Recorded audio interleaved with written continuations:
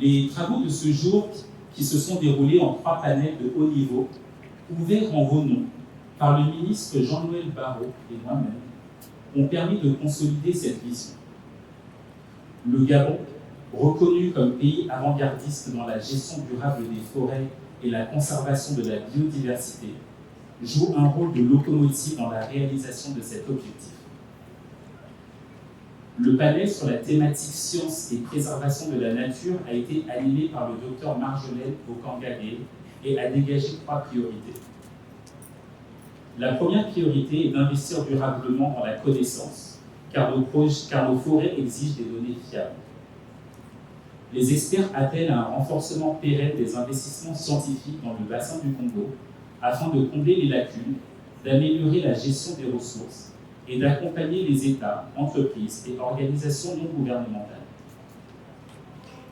La deuxième priorité consiste à former une élite scientifique gabonaise, car nous devons compter sur des compétences locales fortes pour matérialiser nos convictions.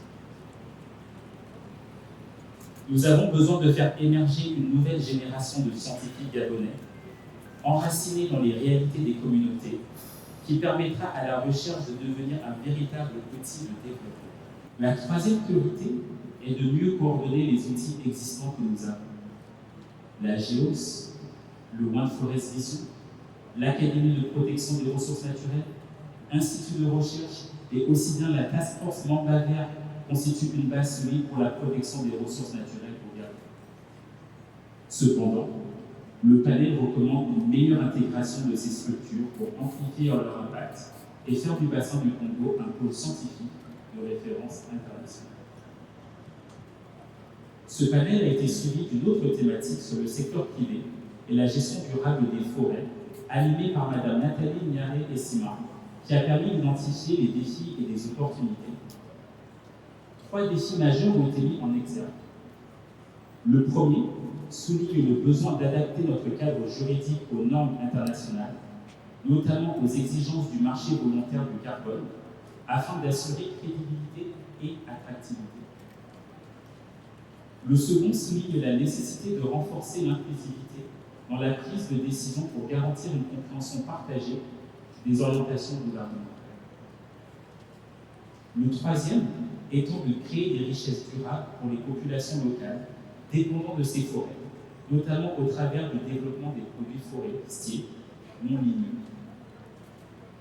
À côté des défis, 4 opportunités fortes ont été mises en avant.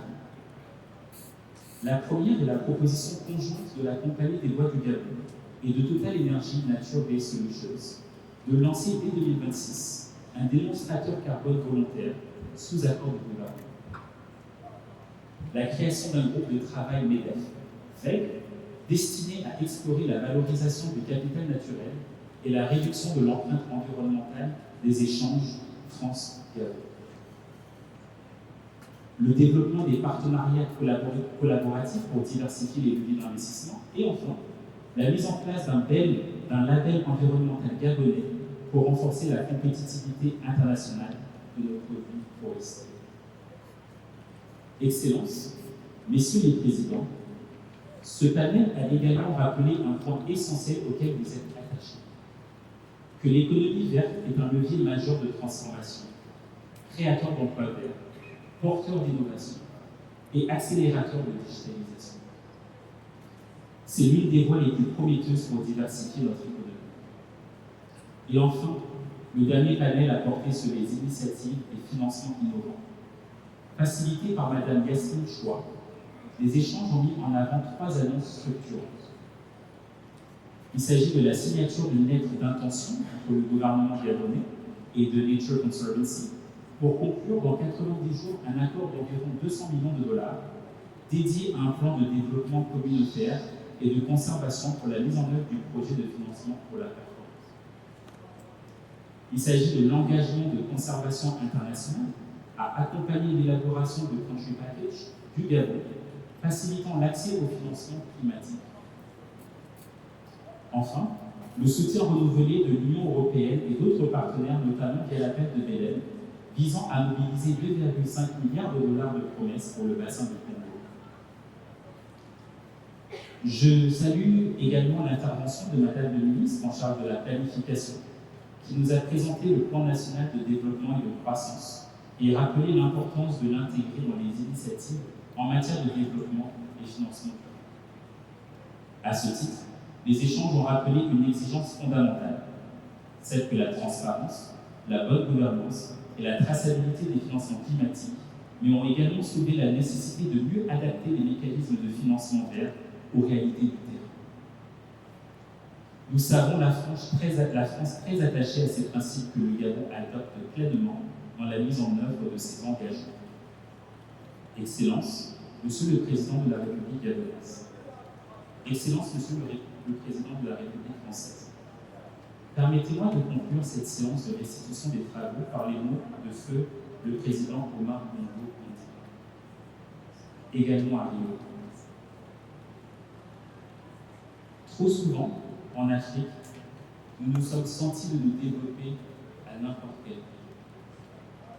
Aujourd'hui, sous la vision de Monsieur le Président Brice Clotaire Oligui Nguema, le Gabon s'affirme et affirme un modèle différent.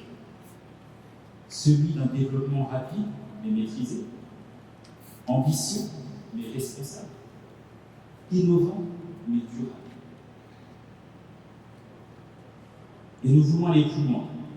Le Gabon souhaite être un partenaire privilégié et ambitieux de se muer en leader sur les solutions basées sur la nature, tout en étant une force de proposition et un moteur dans la transformation écologique et économique du bassin du Congo.